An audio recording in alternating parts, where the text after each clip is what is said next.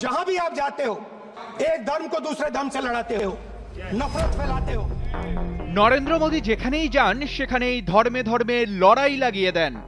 ভারতের লোকসভায় নরেন্দ্র মোদীর তীব্র সমালোচনা করে এই বক্তব্য দেন কংগ্রেস নেতা রাহুল গান্ধী। সেই সাথে সংবিধানের চেতনা লঙ্ঘন, আদানি গোষ্ঠীকে সুবিধা প্রদান এবং দেশের যুব সমাজকে বঞ্চিত করার মতো গুরুতর অভিযোগ তোলেন তিনি। ভারতের লোকসভায় সংবিধানের ৭৫ বছরের যাত্রা বিষয়ক আলোচনা বসেছিল সোমবার। আর সেই আলোচনাতেই প্রধানমন্ত্রী নরেন্দ্র মোদীর বিরুদ্ধে গুরুতর অভিযোগ তুলে তীব্র আক্রমণাত্মক বক্তব্য দেন কংগ্রেস নেতা রাহুল গান্ধী।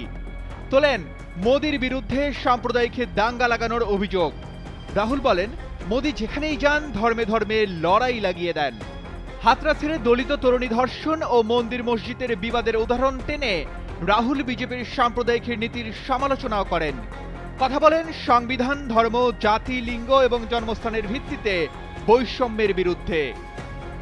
বলেন মোদী সরকার বিদ্বেষে ছড়িয়ে সাম্প্রদায়িক উত্তেজনা বাড়াচ্ছে। রাহুল অভিযোগ করেন, মোদী সরকার দেশের তরুণদের ভবিষ্যৎ ধ্বংস করছে। অগ্নিবীর প্রকল্পের উল্লেখ করে বলেন, যারা সেনার জন্য চাকুরির প্রস্তুতি নিচ্ছেন তাদের সুযোগ কেটে নেওয়া হয়েছে। একলব্যের আঙ্গুল কেটে নেওয়ার মতোই দেশের যুব সমাজকে বঞ্চিত করা হচ্ছে। তিনি আরো বলেন, বেসরকারীকরণ এবং সরকারি নিয়োগ প্রক্রিয়ার মাধ্যমে দলিত, ওবিসি এবং আদিবাসীরা সংরক্ষণের সুযোগ পাচ্ছে না। এমনকি মুম্বাইয়ের ধারা আদানির হাতে তুলে দিয়ে সেখানকার ছোট ব্যবসায়ীদের বঞ্চিত করা হয়েছে।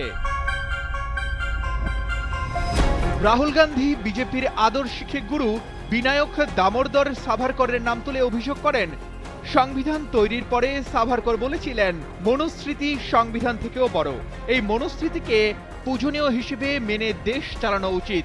রাহুল প্রশ্ন তোলেন, আপনারা কি মনুস্মৃতি মেনে চলেন?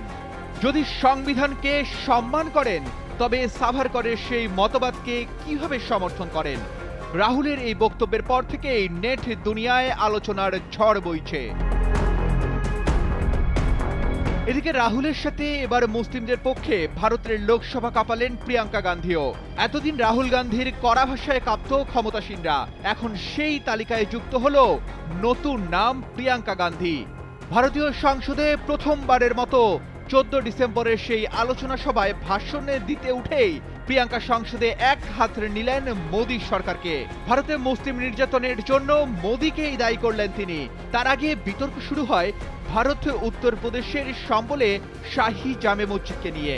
বিবিসির প্রতিবেদনে বলা হয়েছে, পুলিশ ও বিক্ষোভকারীদের সংঘর্ষে সেখানে 3 জনের মৃত্যু হয়েছিল।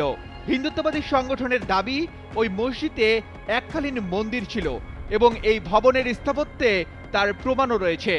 অন্যদিকে সর্বভারতীয় মজলিসে ইত্তেহাদুল মুসলিম দলের প্রেসিডেন্ট ও সাংসদ আসাদ উদ্দিন ওয়াইসিও সম্বলের ঘটনায় তীব্র নিন্দা করেছেন। Arman Ali, Daily Sun.